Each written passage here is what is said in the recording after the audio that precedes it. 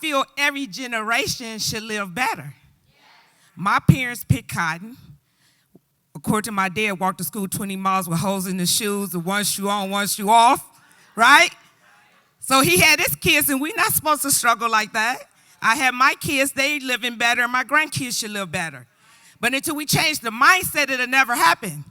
We're breaking the generational curse, living check to check, and leaving debt to our family instead of wealth. That's very important to me. So the SOS show stands for Share Our Stories, right? Through sharing stories, we do what? We help people.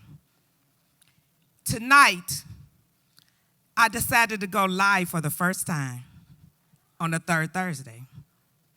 Ask me why. I'm glad you asked. I want to reach as many people as I possibly can, and everybody can't come downtown Pontiac. Every third Thursday, I do a free show for the community in surrounding areas, right? And I'm explaining this because a lot of people still don't understand the SOS show, which is a panel for people of color. So this is a sacred area for us. So I've been asked, is that prejudice? Do you think it's prejudice? Because I only want people of color on the stage with me, right? So SOS is launching out a network, and it's going to be the SOS Spotlight. Anybody could be interviewed on the table upstairs. But this is our panel, somewhere that we could represent and have things that we talk about that affect the black community, right? So you know every culture have their own sacred area. Jews, Mexicans, all of them. But when it comes to us, sometimes they believe that if we do it, there's something wrong with it, and you're prejudiced and all of that. But guess what? Downtown Pontiac 7 North Saginaw, your emergent space, we got a place for us. All right? So what we're going to do, we're going to move on with this. This is a very sad but needed show. Whenever you do a show, you always do your homework, try to do research and read about molestation or the mass incarceration. And what I didn't realize before I started this show is how much it affects me, because I have to learn about every topic that I bring to you, right? So as I was studying last night, Jesus, this is so real. Pay attention to your children, your grandchildren. Be careful who watch them. Always talk to them about touching, inappropriate touching. I don't care if it's your daddy, uncle, cousin, brother, pastor. Oh, Jesus. Oh.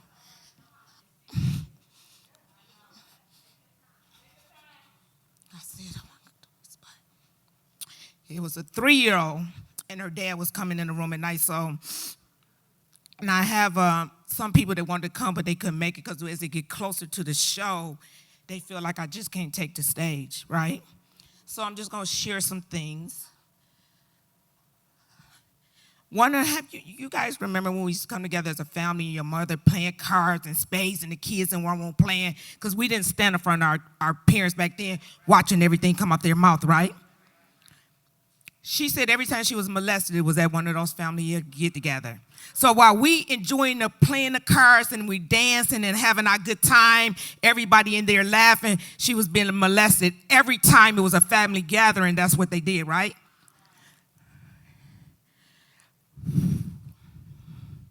And he would tell her, be a big girl, this is going to be painful for you. And it started at 3. You know, we have to watch our children. I was trying not to get this deep, but this is so real. When I got done, I was like, damn, I got to go have another conversation with my grandson and my granddaughter. They make you think that. See, sometimes we walk around, we live in this world because it didn't happen to you. This stuff is real, and it's happening right before our face. And she says she always wondered, how could everybody else be in the other room? And I'm over here, they laughing, talking, and drinking, and she was being molested every time. So I'm saying all this to say, when you get with your children, talk to them. We have to talk. This stuff is happening, okay? So we have to talk, and we have to be serious, and we can't sweep things under the rug. And when she was able to tell somebody, they didn't even believe her. They said, if your child comes to you with that, believe them. They're not making this up. They made her believe that she was having nightmares at night. And she said a monster came, and she called him a monster.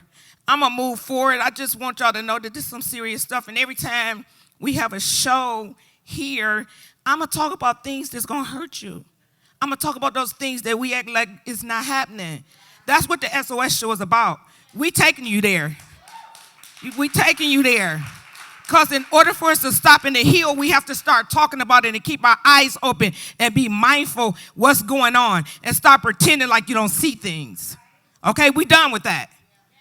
I love y'all, and we're going to get on with the show, and I'm sorry, but this is real. All right, we have a guest. I'm going to call up Mrs. Whatt, and she's going to share her story. This is very hard to do, but we're doing this hoping that it'll reach out to people that have experienced it and didn't tell anybody or going through it now and afraid. And one thing she told me to say tonight, if you're at home watching or you are here in this live audience, tell somebody what's going on with you. Tell somebody, okay? Okay, we're going to call Ms. Whatt up to the stage now, and she's going to share a story. Can we give her applause, please? I'm here to tell my story of being a survivor. When I was first asked to do this by my cousin, my first reaction was, I don't think my story is significant enough to share.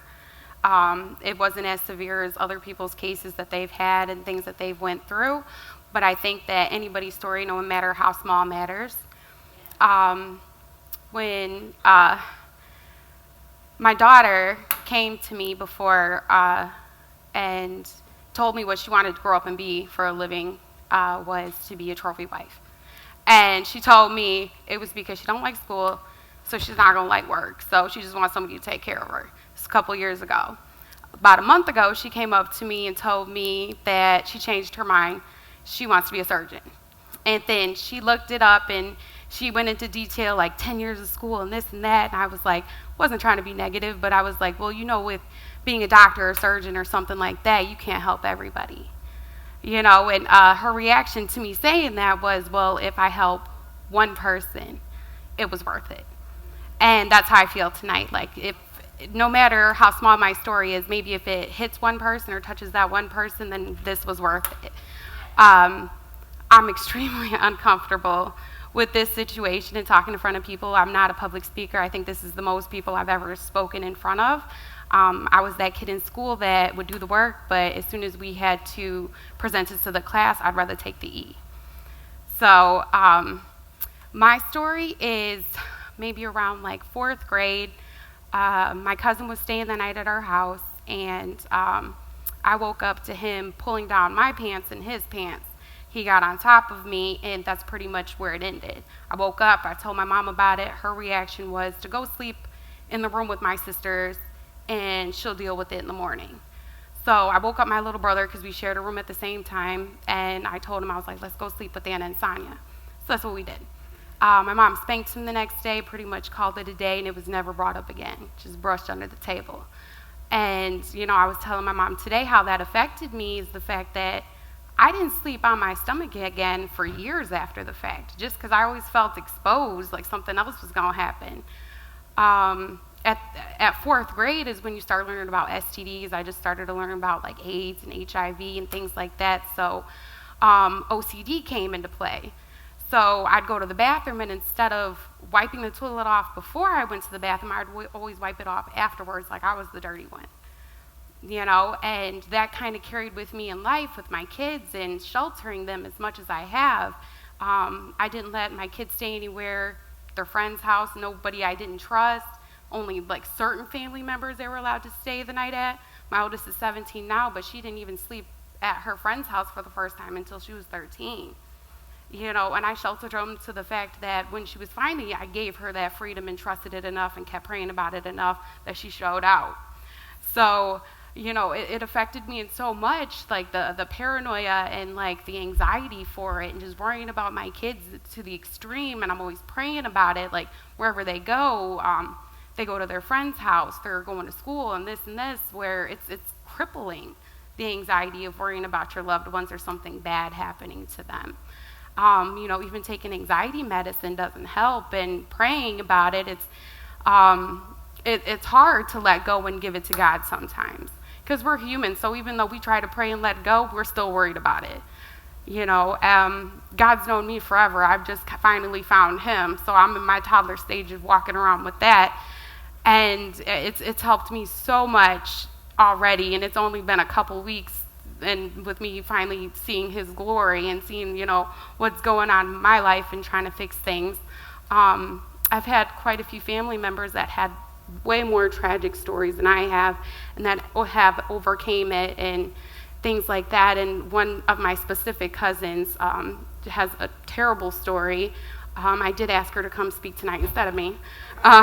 She said she wasn't comfortable with it, and my first reaction when she said she wasn't comfortable with it was like, well, God doesn't really call you when you're always comfortable with something. And then I had to take my own advice when she did, decided not to come, and I was like, I'm not comfortable with it either, but here I am. I want to share a little bit of her story, and I talked to her about it, and she said it was fine. I was like, I'm not going to include your name, but I'm just going to say a little bit of what happened to you. And she was molested by cousins, by her brother, and told people about it. Everyone always told her she was a liar, brushed it under the table. She was abused sexually, physically, grew up in a broken home with her mom being a crackhead. Her dad loved her when it was convenient for him. Her mom would drop her off at our house when it was holidays and things like that because she didn't want to deal with it. By the time she was 15, her mother dropped her off with a guy that they lived around and said, I can't take care of her no more, you take her. She ended up being with this guy for about 9 years, married him and everything, and that ended up being an abusive relationship she finally got out of. Right now, she is in a positive relationship. She has a daughter. She's a good mom. And at the end of the day, she said, right now she's laid off, and in the quietness of the day is when she tends to get depressed and think about things that have happened to her in the past. And I try to, let her vent and things like that and listen to her and try to uplift her. And I want to tell her, let go and give it to God, like everyone keeps doing, saying to me, and I know it's hard. And I told her, I was like, you don't have to forget what happened to you. I was like, but you have to forgive, and that's not for them, that's for you. Because it's hurting her, and it's killing her, and it's bruising her soul when she's thinking about this constantly. And a big thing that came up with her and why she's getting into this depression so deeply recently is because her brother, who has hurt her, has been locked up for almost 18 years. He's getting out next month.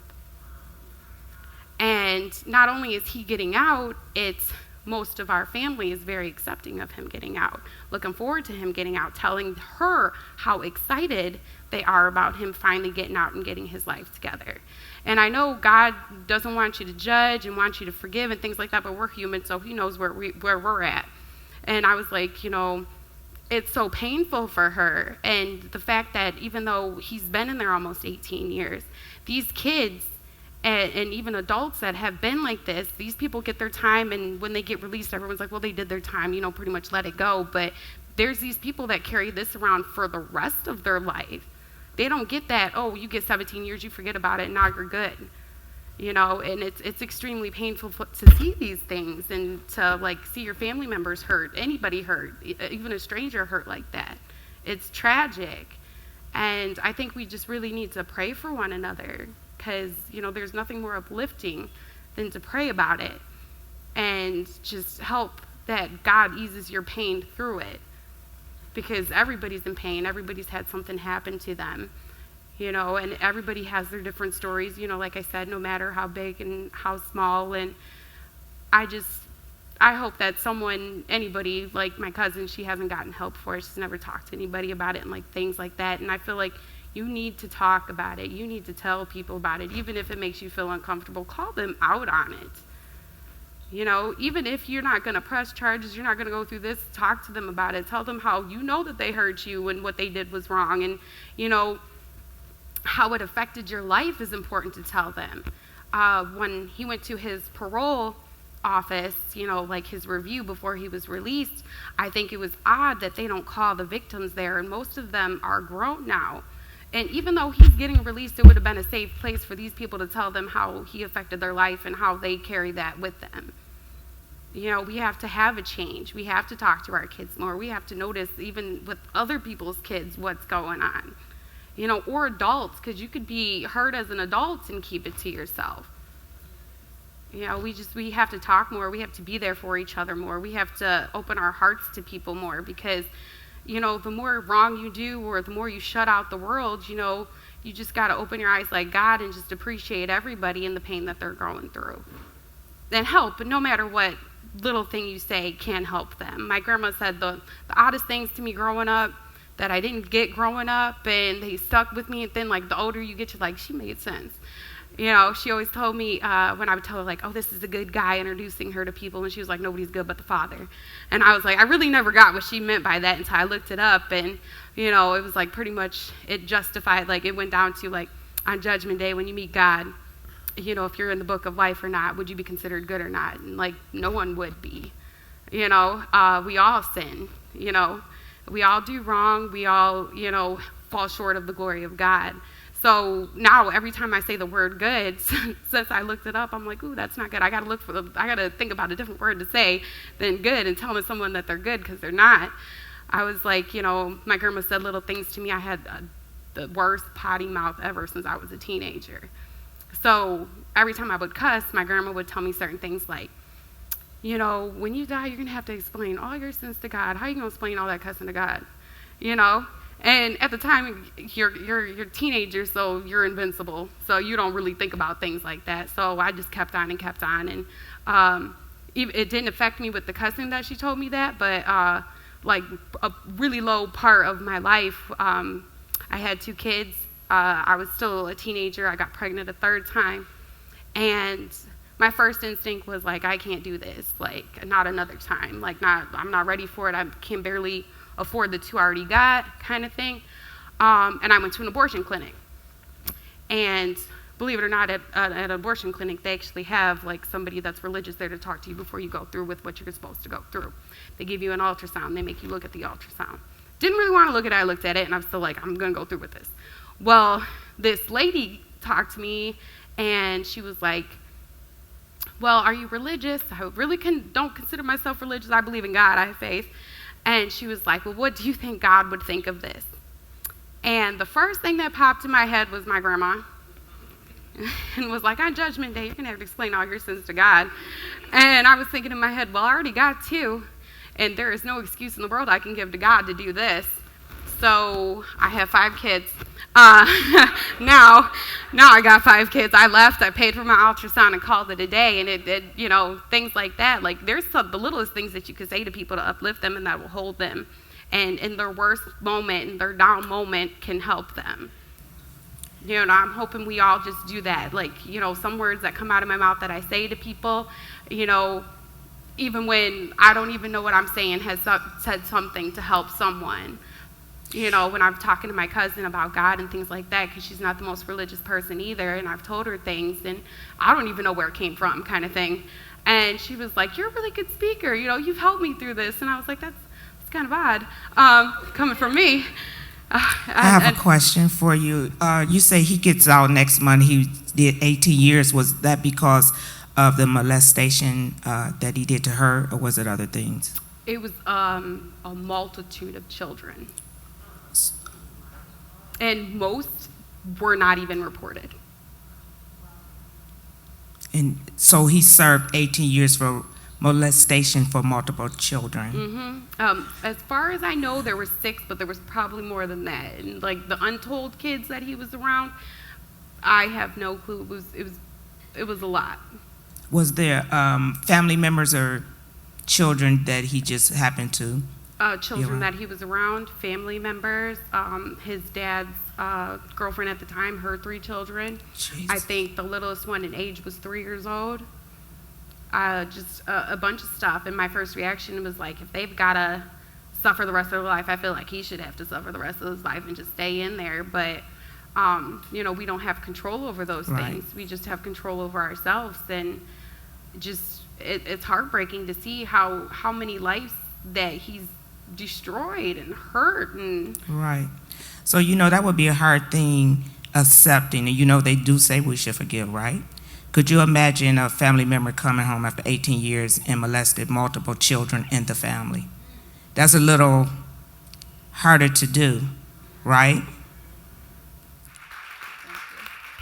I know that's not easy to share the story, but like she said, if we could just save one person and get one person, and that's why we're here tonight, actually, because somebody just might see this show and decide to tell to help someone else. I want to let you guys know we have positive counseling in the house tonight. Can we give them applause? Yes. So anybody tonight, you can get their card. You feel like you want to talk about something, she's here tonight. Every time I give a show, I try to have somebody here that goes right along with the show and that plays into, just because if you never know who needs somebody to talk to right now. Positive changes in the house. Thank you. They from Southfield. 2 queens started a counseling business. Yes, salute to you queens. Yes, I love it. So next to the stage, we're gonna call Miss Sharyn Steele to the stage and share your story. You want a chair? Okay. Sharyn hurt her leg. Let's get a chair up here for her, guys. Sharyn has also started a group called Business Girlfriends, and we do business together. I am a storyteller. Yes. My name is Sharyn Steele. I am the founder of a group on Facebook called #Business Girlfriends. When you get a chance, please check us out.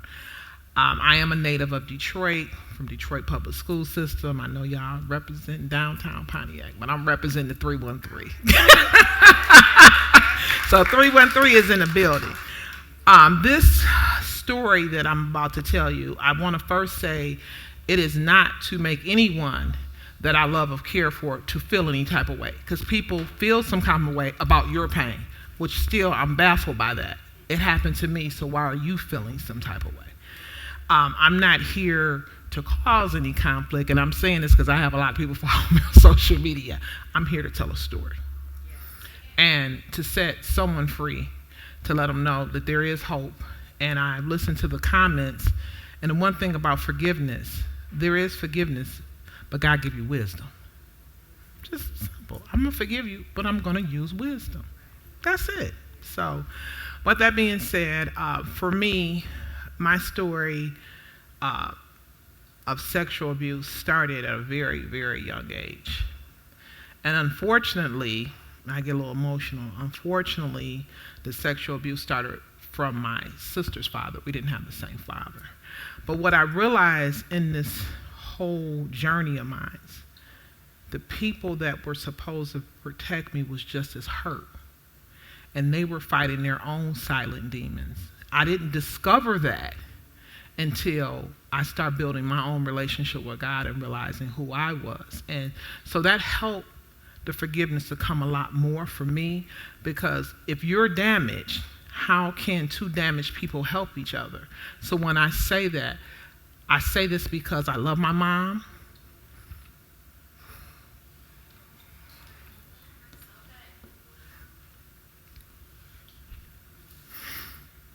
I love my grandmother, God rest her soul, and I don't hold them responsible because it is a spirit. It's a spirit of perversion.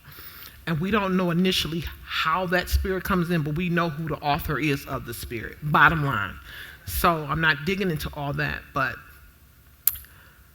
I'm just going to give you, it happened several times, but I'm going to give you a story of one time that really just sticks with me. I don't really want to talk too much about my mother's past because that's her story. I'm just telling you my story. And with that being said, and I can remember being about, thank you so much, about 9 years old. And my mother, I was sleeping with my mom. First of all, my mother had me when she was a teenager. She had me when she was 14, so she's pregnant 13. She had me when she was 14. Our birthdays is like 7 days apart. So first of all, I have a 13-year-old, and I can't imagine her raising a child. So I didn't know my family for the first 5 years of my life because somebody else was raising me that I thought was my mom, and she wasn't. Later found out, anyway, that's a whole nother story. So I ended up meeting my family, and my grandmother, which is my mother's mother, was raising me. So, you know, that's how it was back then. The grandmothers raised us. But my grandmother never wanted to separate the relationship with my mom. My mom had her own set of issues. So when she did let me go visit my mom had, in some people's eyes, a glamorous life. Just bottom line, I'm not going to speak on my mom, but I'm going to speak on the predator. My sister's father was a pimp. So there was a house full of women. So I slept with my mom. They had a beautiful home and all of that. So this particular night, he came in the room. And my mom put me in the middle and told me not to say anything. And she watched me get violated. So before I know y'all hearts are like, but I don't blame my mom. I don't blame her at all, because what she was facing, what she was going through, you guys can't even imagine. And I love my mom to life. There is still challenges in the relationship, and I just think that's a part of the natural process in our journey. But it didn't stop. This proceeded on till I got about 16, and I finally told. And it made me feel like I was the one wrong, because why didn't you ever say anything, and why didn't you do this? And then the spirit comes where other people, I can't explain it, then you start getting molested by other people. It's like you're a magnet for it. And I was a child, no one believes this, that I didn't talk. You could almost do anything to me and I would never say anything. I would be very silent, very distant, very silent. And now I have a voice and I speak it and people can't handle it. Like, okay, but I'm not that person. I always tell people, you didn't get the memo. That person's dead. I'm here. So I love my sister. It's not her fault to what happened, but it made me, for me, I always was in a relationship, but I never liked to be intimate. If I was intimate, I would have to drink. I didn't like, and this is just me, I'm speaking on me. It ain't because I was gay, that's not it. I just didn't want nobody touching me because I didn't like the way that felt. And then I got to a point that if I wanted someone to like me, I feel like that's what I had to do for them to like me. So I never could find my balance. Like, well, what do I do? And then I just got to the place, which I laugh now, when God said, well, you're not to have sex outside of marriage. I'm like, all right, I can do this. So now I'm like, I look at people like, I'm good. I can wait. But even in that, there's still a healing that's taking place. So I did, my oldest one, the thing that I feared the most happened to her, and God showed me, because you feared it, it happened to her, but that's her story. I don't tell people, I don't never tell no one's story. I tell people don't tell my story because I get paid to tell my story. So let me tell it, because you don't get paid to tell it. So that's my daughter's story.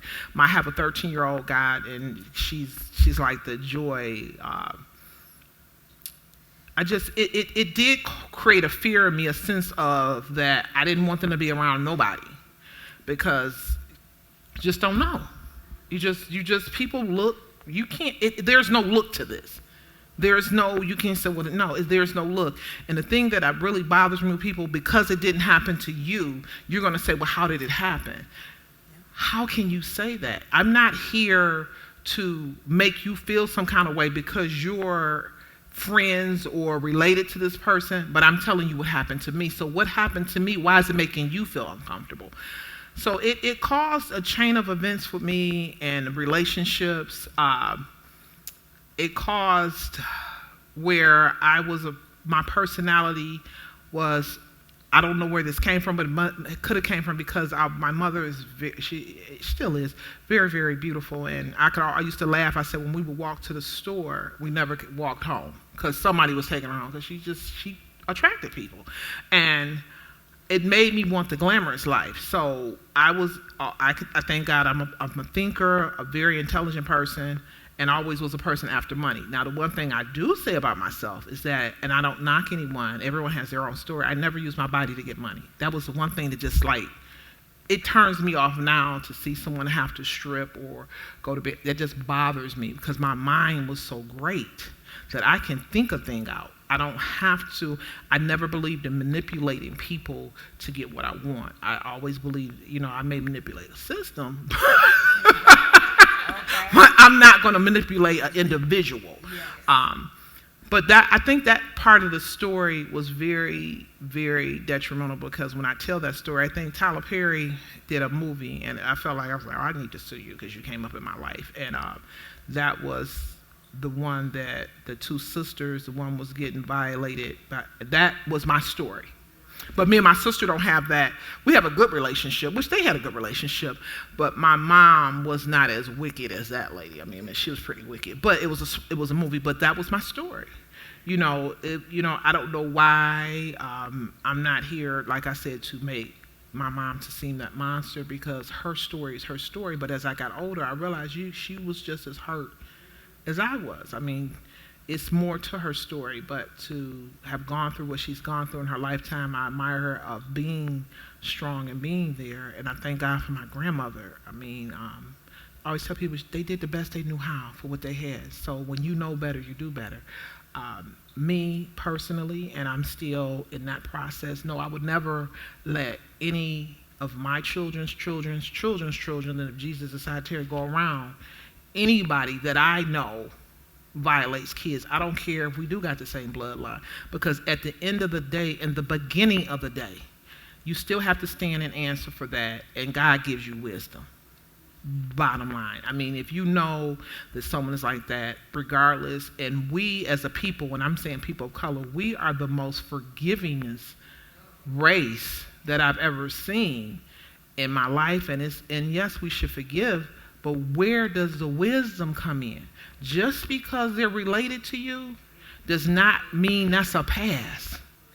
At some point, it's like this pink elephant in the room, and I'm not saying it doesn't happen with any other race. I'm not saying that, but I'm talking about my race, because that's who I am, that we want to turn the other cheek. We want to say it didn't happen. We want to say the other person is crazy, and we want to shun the person that's hurt and bleeding.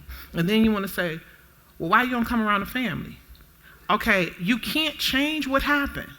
But why, as a family, we can't talk about this? Why we can't seem to come together and say, let's expose the enemy for who he is. Let's get some help. Let's come together. But we don't want to do that. Why is it something that's not talked about? Of course, you can't change what happened. I get that part. But why are we not coming together as a family to stop? Because that's mental illness. People, which is a spirit, that's a mental illness. To have a desire for a child or to violate someone against their will, that is a part of mental illness. We think of mental illness as somebody walking down the street crazy talking to stuff. No, that is a part of mental illness. It is a behavioral disorder. Now, how it develops, how it comes, I'm not the doctor, but there is something wrong. But why do we not, as a people, we don't believe for some reason in going to therapy? I had to go to therapy for years just to be able to function. And I even say now, a lot of people don't know, I don't claim it as mine, but sometimes I have those struggles with depression, because it's just a part of, for me, what I realized being formed in the womb, my mother being the age she was when she had me, in the 60s, because I'm 53, that was a very embarrassing thing. You were shunned upon. My grandmother was a grandmother in her 30s. So it was not looked at as like they do now, people celebrate and turn up, not when I was coming up. So in the development of me being developed in her womb, she was going through depression. She's trying to hide it. She's trying to, work this all out of her, but whatever she's feeling, I'm feeling. So of course I thank God that I built that relationship with him, because I really don't know where my mental would be at. But I always say, if you heal a womb, you heal a nation. So I don't know what happened with my sister's father. I don't seek to know. I'm definitely, he could walk in the room and I would be good. Of course, I wouldn't let my kids go around him, but that I always felt unclean, embarrassed. It just felt very unclean. And then to have your mom to do that to you, there was always a battle with us. And I've never disrespected my mom. I've never called her name. I've never cursed her. She had done a lot to me. And I think now that I look back, because she was shamed and she was hurt and she didn't know how to say, I'm sorry. And sometimes just hearing those words, you can't change what happened, but sometimes just telling somebody, you know what, I was just as damaged. I was just as broken. And even if you don't even know you're damaged and broken, sometimes just telling the person, I'm sorry. So me and my girls, we have a very, very, very close relationship. I'm working on it. I'm not as family orientated because that's just who I am. I believe that it will get better in time, but it did do something to me. To walk around with something that you can't talk about, and then when you do get the strength and the courage to talk about it, you're made to feel like something's wrong with you. And that just really made me withdraw. But now I don't care what people think about me. It is what it is. You know, if you like me, don't you don't. But I have no reason to lie, and I always tell people I'm not here to make anyone feel bad. And probably my family members are watching now, crunching in pearls and calling each other on the phone. But it is what it is.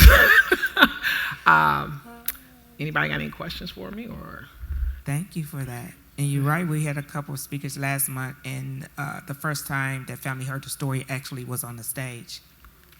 Yes. So, any questions, anyone? Well, thank you, Sharyn. You're welcome. Yes.